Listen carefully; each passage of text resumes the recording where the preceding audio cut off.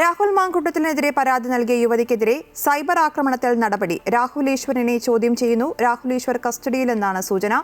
Rahul ഈശ്വറിന്റെ electronic ഉപകരണങ്ങൾ പിടിച്ചെടുക്കും. ഇരയുടെ identity വെളിപ്പെടുത്തിയ കേസിൽ KPCC ജനറൽ സെക്രട്ടറി സന്ദീപ് വാര്യരെ പ്രതി ചേർത്തു. ആതിരയുണ്ട് വിവരങ്ങളുമായി. ആതിര, ഈ പരാതിക്കാരിക്കെതിരെ കടുത്ത സൈബർ ആക്രമണം നടക്കുന്നു എന്നുള്ള രീതിയിൽ പരാതി വന്നിരുന്നു. ഇപ്പോഴിതാ ഈ ഒരു സംഭവവുമായി ബന്ധപ്പെട്ട രാഹുൽ ഈശ്വറിനെ കസ്റ്റഡിയിലെടുത്തിട്ടുണ്ട്, ചോദ്യം ചെയ്യുന്നു എന്നാണ് മനസ്സിലാക്കുന്നത്. എന്താണ് വിശദാംശങ്ങൾ?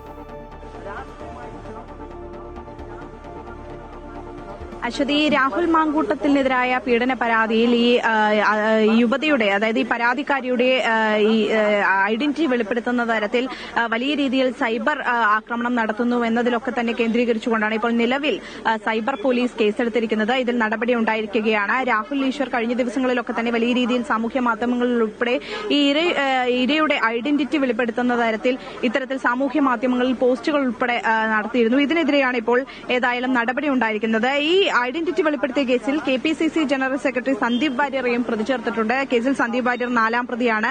രാഹുൽ ഈശ്വർ നിലവിൽ ഇപ്പോൾ ചോദ്യം ചെയ്യലൊക്കെ തുടരുകയാണ്. ഈ ചോദ്യം ചെയ്യൽ തുടരുന്ന സമയത്ത് രാഹുൽ ഈശ്വർ 5ാം പ്രതിയായാണ് ഈ കേസ് എടുത്തിട്ടുള്ളത്. 1ാം പ്രതി രഞ്ജിത പുളിക്കലാണ്. പത്തനംതിട്ട മഹിളാ കോൺഗ്രസ് ജില്ലാ ജനറൽ സെക്രട്ടറി ആയിട്ടുള്ള രഞ്ജിത പുളിക്കലാണ് ഈ കേസിൽ 1ാം പ്രതിയായി പ്രതി ചേർത്തിട്ടുള്ളത്. 2ാം പ്രതി സുപ്രീംകോടതി അഭിഭാഷക കൂടിയായ അഡ്വക്കേറ്റ് ദീപ ജോസഫാണ്.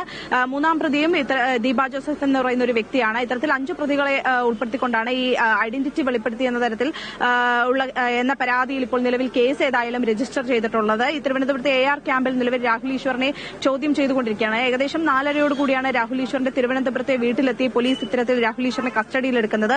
അതിനുശേഷം രാഹുൽ ഈശ്വറിന്റെ മൊബൈൽ ഫോണും ലാപ്ടോപ്പുകൾ ഉൾപ്പെടെ പോലീസിനെ ഏൽപ്പിക്കാൻ പറഞ്ഞിട്ടുണ്ടെങ്കിലും നിലവിൽ ഇത്തരത്തിൽ ഈ ഇലക്ട്രോണിക് ഗാഡ്ജറ്റുകളൊന്നും തന്നെ ഏൽപ്പിച്ചിട്ടില്ല എന്നാണ് അറിയാൻ സാധിക്കുന്നത്. പക്ഷേ രാഹുൽ ഈശ്വറിന്റെ കൈവശമുണ്ടായിരുന്ന ഫോൺ ഏതായാലും പോലീസ് കസ്റ്റഡിയിൽ എടുത്തിട്ടുണ്ട്. കഴിഞ്ഞ ദിവസങ്ങളിലൊക്കെ തന്നെ ഈ സാമൂഹ്യ മാധ്യമ സോഷ്യൽ മീഡിയയിലൂടെയൊക്കെ തന്നെ, അതായത് ഫേസ്ബുക്ക്, ഇൻസ്റ്റഗ്രാം വഴി ഇരയുടെ വ്യക്തിത്വം അല്ലെങ്കിൽ ഇരയുടെ ഐഡന്റിറ്റി വെളിപ്പെടുത്തുന്ന തരത്തിലുള്ള പോസ്റ്റുകളൊക്കെ തന്നെ രാഹുൽ ഈശ്വറും സന്ദീപ് വാര്യർ ഉൾപ്പെടെയുള്ളവർ പകർത്തിയിരുന്നു, ഇത്തരത്തിൽ പ്രചരിപ്പിച്ചിരുന്നു. ഇതിനെ തുടർന്നാണ് ഇപ്പോൾ നിലവിൽ ഏതായാലും പോലീസ്, സൈബർ വിംഗ് പോലീസ് കേസെടുത്തിട്ടുള്ളത്.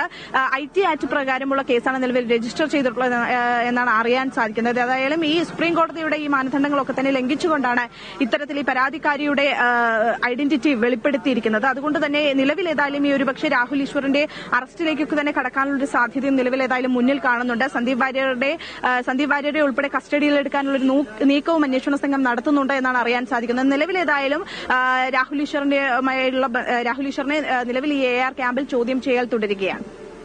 ശരി, ആതിരയാണ് വിശദാംശങ്ങൾ നൽകിയത്. രാഹുൽ മാങ്കൂട്ടത്തിനെതിരെ പരാതി നൽകിയ യുവതിക്കെതിരായ സൈബർ ആക്രമണത്തിൽ നടപടി ഉണ്ടായിരിക്കുകയാണ്. രാഹുൽ ഈശ്വറിനെ ചോദ്യം ചെയ്യുന്നു. രാഹുൽ ഈശ്വർ കസ്റ്റഡിയിലെന്നാണ് സൂചന. രാഹുൽ ഈശ്വറിന്റെ ഇലക്ട്രോണിക് ഉപകരണങ്ങളടക്കം പിടിച്ചെടുക്കുമെന്നും വിവരങ്ങളുണ്ട്.